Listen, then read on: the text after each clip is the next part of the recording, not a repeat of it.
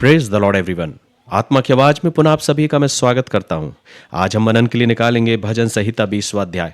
मेरे प्रियो, भजन 20 में दाऊद के लिए प्रार्थना की गई है कि जब वो युद्ध में जा रहा है तब उसको विजय मिले और वो हर एक युद्ध में विजय को हासिल करके लौटने वाला हो सके। और इसलिए लोग उसके लिए प्रार्थना कर रहे हैं कि युद्ध एक आनंद का विषय नहीं, पर युद्ध एक चिंताजनक बात है, संकट का समय है। और ऐसे संकट के दिन में यहोवा तुझे उत्तर दे, ऐसी प्रार्थना यहाँ पर करते हैं। 20वां अध्याय और उसका पहला पद कहता है, संकट के दिन यहोवा तेरी सुन ले, याकूब के परमेश्वर का नाम तुझे ऊंचे स्थान पर नियुक्त करे। दाऊद के लिए प्रार्थना कर रहे हैं। दाऊद के लिए प्रार्थना की जा रही है कि जब तू युद्ध में जा रहा है तो तू वहां से विजयी होकर लौटे। मेरे प्रियो, यह युद्ध का समय दाऊद के जीवन में था, एक ऐसा समय जो कि संकट का समय था। और हर इंसान यह चाहता है कि अपने संकट के समय में परमेश्वर उसकी आवाज को, उसकी प्रार्थनाओं को स्वीकार करे। और हर एक व्यक्ति के जीवन में कभी ना कभी कठिन समय जरूर आता है, और ये अनुभव, इन कठिन समयों का आपने और हमने अपने जीवन में जरूर अनुभव किया होगा। फिर चाहे वो कठिन समय मेरे और आपकी जिंदगी के असफल वक्त ही क्यों ना हो, फिर चाहे वो डर हो, चाहे फिर वो बीमारी हो, लेकिन ऐसे असफल समय, या कहना चाहिए ऐसे कठिन दौर से हम जरूर गुजरे होंगे। लेकिन क्या ऐसे कठिन समय में हमने अपनी आवाज को प्रभु की ओर लगाया है? क्योंकि वचन कहता है, जब तू पुकारे तो परमेश्वर तुझे उत्तर दे। जब हम और आप अपने कठिन वक्त में अपने प्रभु को पुकारते हैं, और सिर्फ कठिन वक्त में ही नहीं मेरे प्रियो, हमें हर वक्त अपने आप को प्रभु की समीपता और उसको पुकारते हुए अपने जीवन को उसकी निकटता में जीना है। वचन कहता है, जब हम कठिन समयों में होते हैं तो प्रभु हमारी और आपकी आवाज को सुनता है, और वो सिर्फ सुनता ही नहीं पर उसका जवाब भी वो मुझे देता है। इसलिए वो मुझसे और आपसे कहता है, मत डर, क्योंकि मैं तुझे उत्तर दूंगा। मैं पहले से संकट के समय में तेरा उत्तर बन के तेरे पास आऊंगा। जब हम आगे पदों को पढ़ते हैं तो दाऊद आगे भजन में लिखता है कि वह पवित्र स्थान से तेरी सहायता करे और सियोन से तुझे संभाले। वह तेरे सब अन्न बलियों को स्मरण करे और तेरे होम बलियों को ग्रहण करे।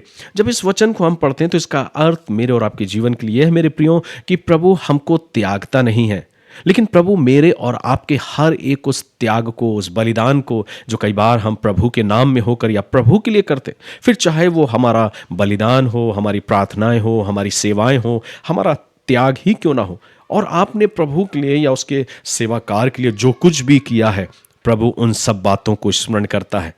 मेरे प्रियो, परमेश्वर का वचन मुझे और आपको स्मरण दिलाता है कि मेरा और आपका दिया हुआ प्रेम जो हम परमेश्वर के प्रति प्रकट करते हैं, या प्रभु के सम्मुख जो कुछ भी हमने किया है, वो कभी भी व्यर्थ नहीं जाता। इसलिए प्रभु ये कहता है कि वो मेरे और आपके विश्वास रूपी उस बीज को और अधिक उपजाता है और अधिक फलवंत करता है।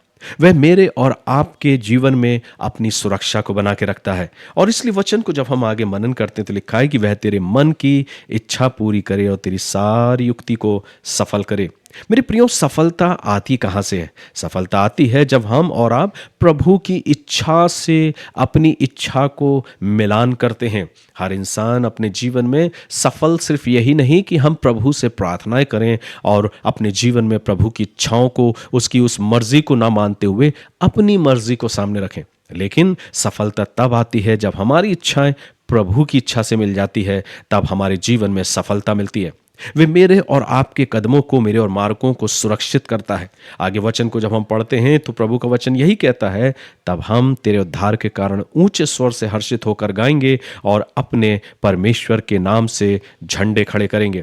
सो मेरे प्रियो, ये वचन मुझे और आपको इस बात को स्मरण दिलाता है कि सच्ची सफलता का रहस्य या प्रभु की निकटता में जाने का रहस्य ये है कि जब हम उसकी इच्छाओं को अपनी इच्छाओं के अनुसार मिलान करते हैं और उसके समीप जाते हैं, तो वो परमेश्वर संकट के समय में भी मुझे उत्तर देता है, मेरे लिए रास्तों को वही खोलता है। आगे दाऊद अपने विश्वास को प्रकट करता और वो कहता, किसी को रथों का और किसी को घोड़ों का भरोसा है, परंतु हम तो अपने परमेश्वर यहोवा ही का नाम लेंगे। ये एक ऐसे विश्वास को प्रकट करती है मेरे प्रियो, कि आज के दौर में कई बार लोग अपने पद, अपने पैसे, अपने संपर्कों पर अधिक भरोसा करते हैं, पर मेरे प्रियो, वचन ये कहता है कि सच्ची आशीष केवल परमेश्वर पर भरोसा करने से आती है। आज स्मरण करें कि मेरे और आपके जीवन में मेरा और आपका भरोसा किस पर है?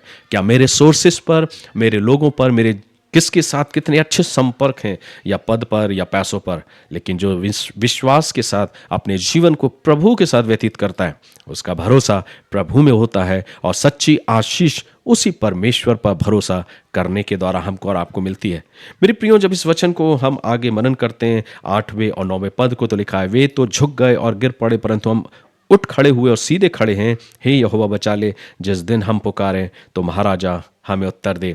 मेरे प्रियो, परमेश्वर का वचन मुझे और आपको यही सिखाता है कि अपने हर एक संघर्षों के समय प्रभु को पुकारें, प्रभु से प्रार्थना करें और वो प्रभु मुझे और आपको जवाब देगा। इसलिए आवश्यकता है मेरे प्रियो कि हम अपने जीवन से प्रभु का धन्यवाद करें, अपनी जिंदगी में प्रभु को प्रथम स्थान दें और अपने जीवन के द्वारा, अपनी प्रार्थनाओं के द्वारा, अपने बलिदानों के द्वारा, अपनी भेंटों के द्वारा जब हम प्रभु के लिए या प्रभु के नाम में होकर कुछ करते हैं तो हम ये ना सोचें कि प्रभु को इसका स्मरण नहीं, क्योंकि वचन कहता है वह तेरे सब अन्न बलियों को स्मरण करे और तेरे होम बलि को ग्रहण करे, वह तेरे मन की इच्छा को पूरा करे और तेरी सारी युक्ति को सफल करे। सो मेरे प्रियो, हम जो कुछ भी अपने जीवन में प्रभु के नाम से करते हैं, प्रभु उस पर अपनी आशीष का हाथ रखता है और मुझे और आपको अपने अनुग्रह में आगे बढ़ाता है। प्रभु इन वचनों के द्वारा आप सभी को आशीष दे। God bless you.